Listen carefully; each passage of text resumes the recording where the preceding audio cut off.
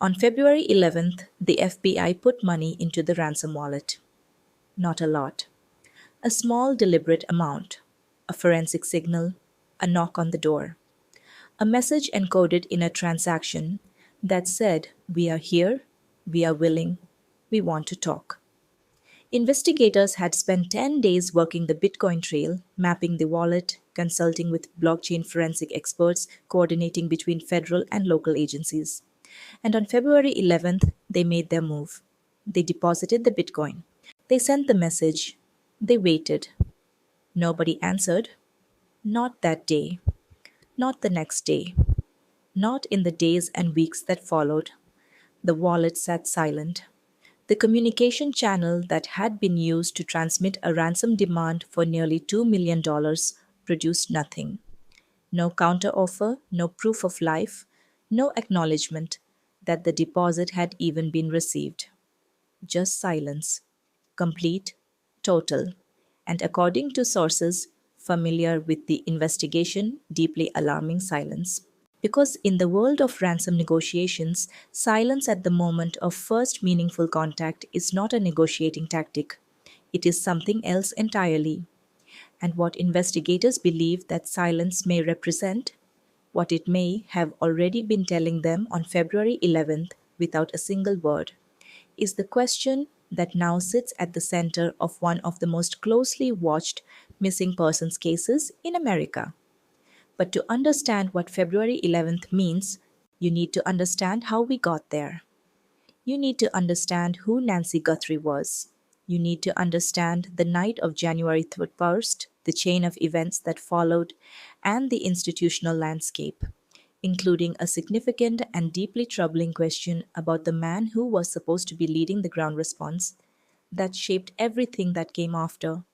Because this case is not just about a disappearance, it is about a ransom, a silence, a forensic race against time, and a systematic failure of accountability at the precise institutional level where accountability matters most. Nancy Guthrie was 61 years old. She lived in Tucson, Arizona, in a house she knew well, in a neighborhood she had been part of for years. She was the mother of three daughters, including Savannah Guthrie, the co anchor of NBC's Today Show, whose public profile would soon make this case one of the most media saturated missing persons investigations in recent memory. But before she was the mother of a famous journalist, before she was the subject of breaking news alerts and social media threads and candlelight vigils, Nancy Guthrie was simply a woman with a life, a grandmother, a person who went to family dinners, who had a daughter named Annie, who married an Italian biology teacher named Tommaso, who had what her family described as an ordinary, rooted, happy life in the American Southwest. On the evening of January 31st, 2026, Nancy had dinner with family. Sometime near the end of that evening, her son-in-law, Tommaso Cioni, drove her home. He confirmed that she entered her house safely. According to the Pima County Sheriff's Office, Nancy was seen going inside at approximately 9:50 p.m. Tommaso watched the door close. He drove away. And whatever happened next, whatever event or sequence of events unfolded between 9:50 p.m. on January 31st and the following morning, happened after he was gone and out of sight. When Nancy was reported missing on February 1st, the call went to the Pima County Sheriff's Office. Standard procedure. Deputies responded. A missing persons investigation was opened, and almost immediately the case revealed something that transformed it from a routine missing persons report into something federal law enforcement takes very seriously. A ransom demand arrived. Bitcoin. Nearly $2 million. Whoever had taken Nancy Guthrie, and the framing of a ransom demand makes the intent explicit. The claim that someone had her and would return her in exchange for payment was communicating through cryptocurrency. Anonymous by design. Difficult to trace by default. Chosen specifically because it sits at the intersection of high value and investigative complexity. The FBI was brought in. That is standard protocol in any case involving kidnapping and a ransom demand. Federal jurisdiction attaches, and the Bureau's resources in this specific area are significantly more sophisticated than what any local agency can deploy. And what the FBI brought to this case, alongside its institutional experience in ransom negotiations, was a forensic capacity that the general public rarely sees in detail: blockchain analysis. The ability to follow Bitcoin through wallets, transactions, and conversion attempts with a precision that the people who choose cryptocurrency for criminal purposes consistently underestimate. Here is something important to understand about Bitcoin and ransom demands before we go any further, because it shapes everything that follows. Bitcoin transactions are pseudonymous, not anonymous. Every transaction that has ever occurred on the Bitcoin blockchain is publicly recorded in a permanent, immutable ledger. You cannot delete a Bitcoin transaction. You cannot retroactively hide it. What you can do is try to obscure the connection between a wallet address and a real world identity. And sophisticated actors do this through a process called chain hopping, moving funds rapidly across multiple wallets, sometimes converting through privacy coins, sometimes using mixing services in an attempt to break the trail. But the FBI works with companies like Chainalysis and Elliptic that have developed specifically to follow this trail. The Golden State Killer was identified through a combination of genetic genealogy and patient forensic work. Bitcoin ransom cases have been broken the same way, through patient methodical tracing of every transaction on a public ledger, combined with the intelligence work needed to identify the real world endpoint. I want to give you a concrete example of what that looks like in practice, because the Colonial Pipeline case is instructive here. In May 2021, the DarkSide ransomware group extorted Colonial Pipeline for 75 Bitcoin, approximately $4.4 million at the time. The company paid, and investigators at the FBI, working with blockchain forensic tools, traced that Bitcoin through a series of wallet transfers and ultimately recovered 63.7 of the 75 Bitcoin paid. That recovery happened because the blockchain is a public ledger, because every transfer leaves a trace, and because the Department of Justice had developed the legal and technical infrastructure to follow that trace to its endpoint and seize the funds. The people behind the demand had assumed that payment meant the transaction was over. The FBI operates on a different timeline. That precedent matters in the Guthrie case for a specific reason. Whoever sent the ransom demand chose Bitcoin. They presumably knew, at some level, that Bitcoin leaves a trail. But they may have believed their operational security was sufficient to obscure their real world identity, even if investigators followed the transaction history. What they may not have fully accounted for is the gap between thinking your security is good enough and it actually being good enough.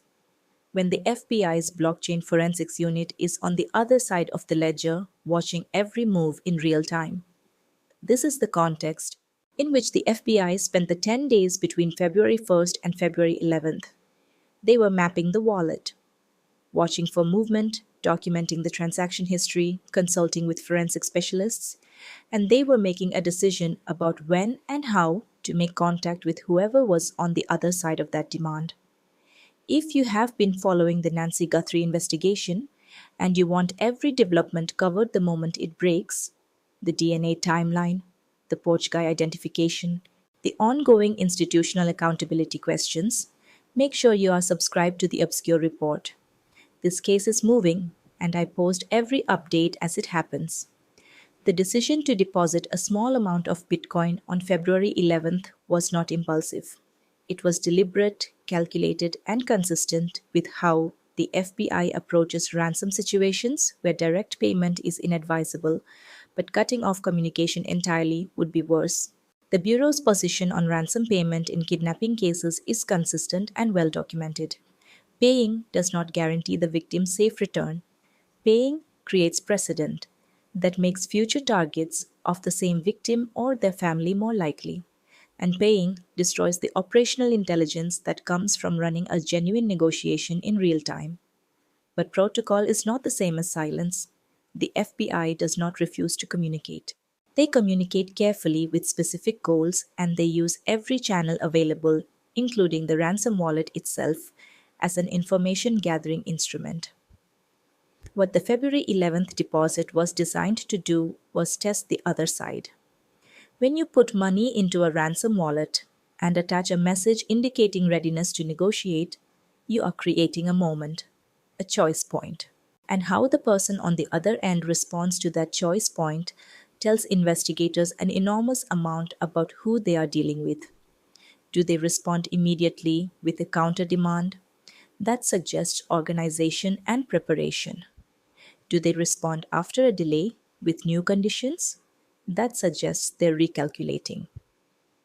Do they move the money? That tells investigators about their sophistication and triggers the next stage of the forensic trace. Do they go dark? They went dark. Total silence. No response to the message, no proof of life, no counter demand, no acknowledgement of the deposit.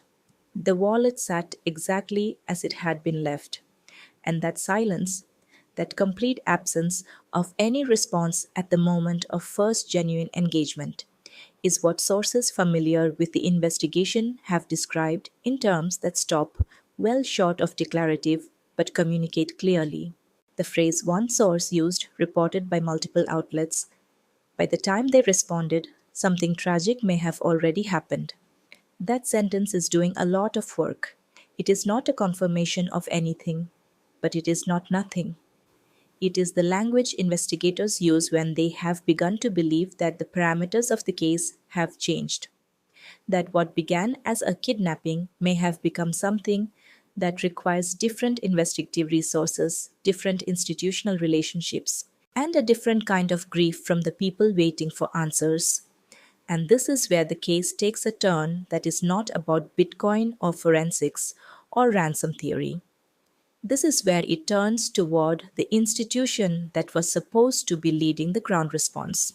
Because while the FBI was conducting the ransom intelligence operation that culminated in the February 11th deposit, and while the Pima County Sheriff's Office was the local agency managing the boots on the ground investigation, the man at the top of that agency, Sheriff Chris Nanos, was simultaneously being summoned to appear before the Pima County Board of Supervisors to answer for a history of conduct allegations that, once you understand them in detail, raise a legitimate and serious question about the institutional integrity of everything his office has touched. I want to be precise here because precision matters and because the people involved are real. These are allegations that have been reported by local Tucson media, reviewed by the Board of Supervisors, and in at least some cases are documented in official records that include disciplinary actions. I am not making accusations. I am describing what has been reported and what the formal record shows. Sheriff Nanos allegedly lied on his job application. Not a rounding error in a resume, a deliberate misrepresentation in documentation submitted when seeking a law enforcement position. The kind of institution where honesty and integrity are foundational requirements. He allegedly committed perjury, made false statements while under oath in a formal legal proceeding, where he had sworn to tell the truth. He allegedly assaulted a person who was already in handcuffs. That person was hospitalized. The disciplinary outcome for an incident severe enough to send a handcuffed individual to a hospital was a 15-day suspension. He kept his job. He continued his career. He eventually became the sheriff of Pima County, the agency now leading the local side of the Nancy Guthrie investigation. He allegedly lied about whether he had conducted a traffic stop. Specifically, and this is the detail that I find most forensically significant in the context of the Guthrie investigation, he denied stopping someone. And then footage emerged showing him making the stop. He said one thing, the camera showed another. He allegedly used language described in formal documentation as vile toward a woman during work hours.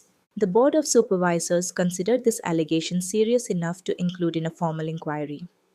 I want to dwell for a moment on the traffic stop allegation in particular because of what it implies beyond the incident itself. When a law enforcement officer looks at a documented record, footage that shows what actually happened, and tells investigators that the footage does not reflect reality, that is not a mistake. That is a choice. It is the choice to say that the observable physical record is wrong and my account is right, in a context where those two things directly contradict each other. For a sheriff managing an investigation in which the integrity of physical evidence is literally the difference between finding someone and not finding someone, that pattern of behavior is not a background detail. It is directly relevant to the question of whether this investigation has been run with the level of institutional honesty that Nancy Guthrie's family deserves.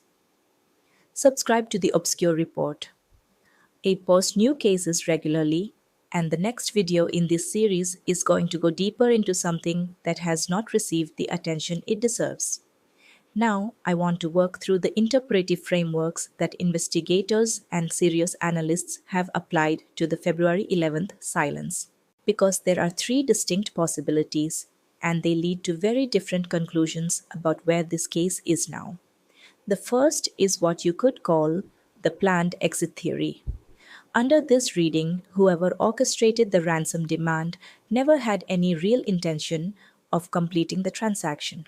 The demand was designed to extract money under the pretense of a negotiable outcome, and the communication that preceded February 11th was theater, maintaining the appearance of an active negotiation to keep law enforcement focused on the ransom channel, rather than shifting resources toward other investigative approaches.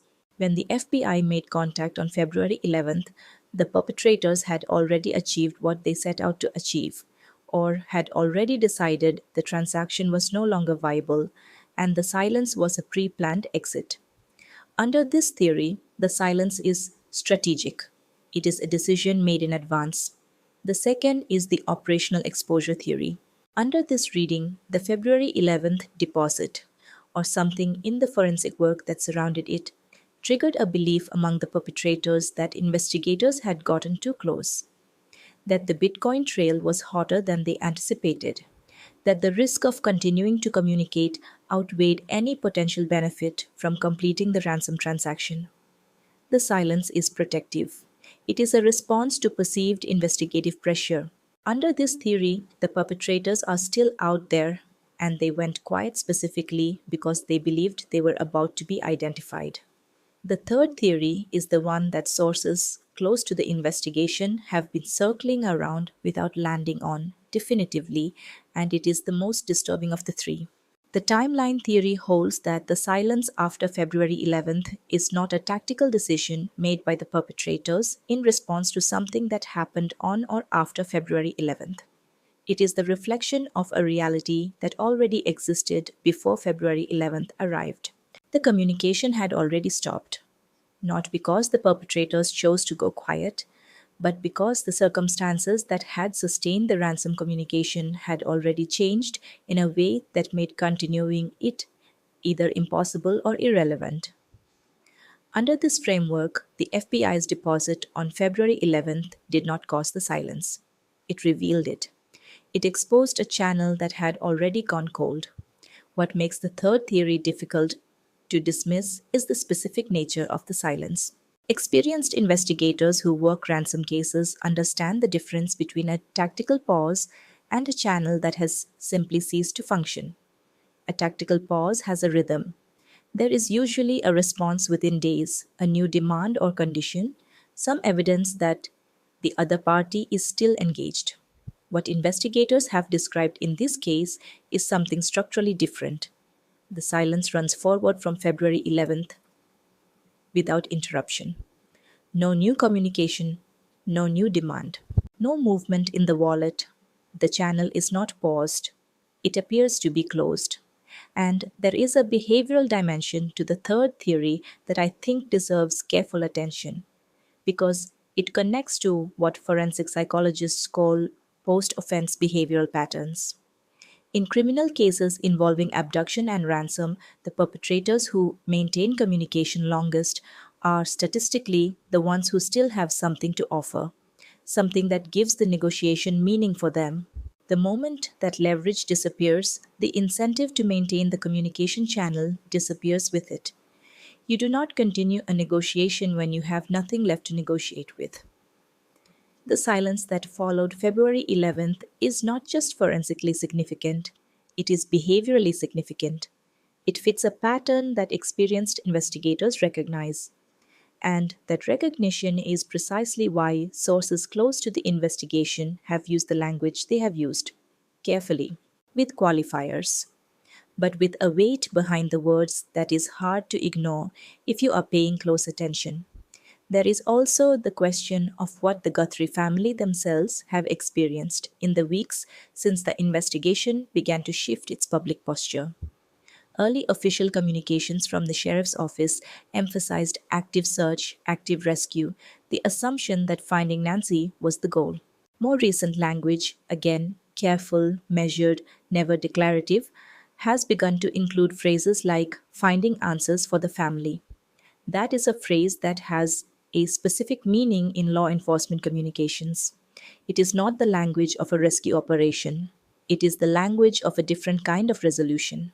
And the people who have spent careers watching how law enforcement communicates about these cases have noticed the shift. And then there is the porch guy. On the morning of Nancy Guthrie's disappearance, a masked, armed individual appeared on Nancy's doorbell camera.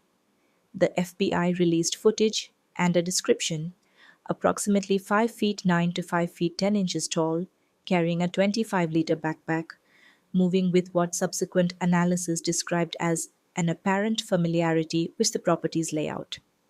This is the individual investigators believe is connected to what happened to Nancy, not a cleared family member, not a theoretical suspect constructed from online speculation. A specific documented person who was physically present at Nancy Guthrie's home on the morning she disappeared, whose identity the FBI has been working to establish since the footage was first analyzed. The DNA work currently underway is focused on biological material recovered from the scene. A genetic genealogist associated with the investigation has described hair fibers recovered as potentially significant. Hair without roots can, under certain laboratory conditions, yield mitochondrial DNA that can be compared against genealogical databases. This is the methodology that solved the Golden State Killer case. It is time consuming. The sheriff told a Tucson neighborhood watch group that the analysis could take up to 6 more months from the date of that conversation. 6 months is not a failure of urgency. It is the reality of what careful genetic genealogy work requires. But 6 months is also a long time for a family that does not yet know where Nancy is. Here is where the case stands as of this reporting. The FBI and Pima County Sheriff's Office are actively working the identification of the porch guy as the primary forensic priority. The DNA analysis is ongoing. The Bitcoin wallet has shown no movement since the February 11th deposit. No arrest has been made. No charges have been filed. Nancy Guthrie has not been found. The Pima County Board of Supervisors has formally convened to address the misconduct allegations against Sheriff Nanos. How that inquiry concludes and what consequences follow will be significant for the institutional credibility of the local investigation.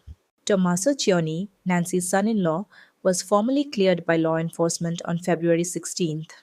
A clearance confirmed by the sheriff's office by a polygraph examination and by a retired FBI special agent who reviewed the footage-based comparisons that online commentators had made and found no evidentiary basis for them whatsoever.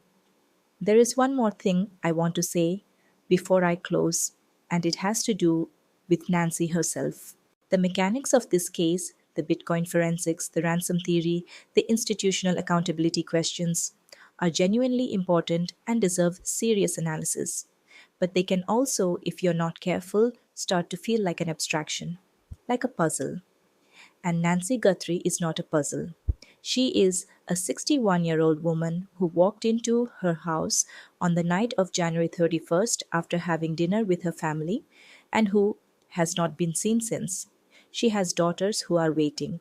She has grandchildren. She has a life that was interrupted not by anything she did or chose, but by someone who decided that her connection to a famous person made her a target. whatever the February 11th silence means, and I have laid out the three frameworks and I want you to think carefully about each one. It means something specific to the people who love her. Every day of silence is a day without an answer, and that is the thing that should never get lost in the analysis. Here is what I want to ask you directly, and I want your honest answer in the comments. We have covered every major thread: the January 31st timeline, the ransom demand, the FBI's February 11th signal, the silence that followed, the three possible interpretations of that silence, the Nanos misconduct inquiry, and the ongoing DNA work targeting the Porch guy. My question is this, and I want you to think about it carefully before you answer. Do you believe the silence after February 11th is a strategic decision by perpetrators who felt the investigation getting too close? Or do you believe the silence is telling us something that investigators already know and are not yet saying publicly about what happened to Nancy before February 11th even arrived? Tell me in the comments. I read every single one. Subscribe to the Obscure Report. I post new cases regularly, and there are stories in this pipeline that are stranger and darker than anything I have covered so far. The next video is coming sooner than you think, and it involves a case that has gone unsolved for over a decade, a family that has been asking the same question for 11 years, and a piece of evidence that has been sitting in a file since the beginning and that nobody has looked at closely enough until now.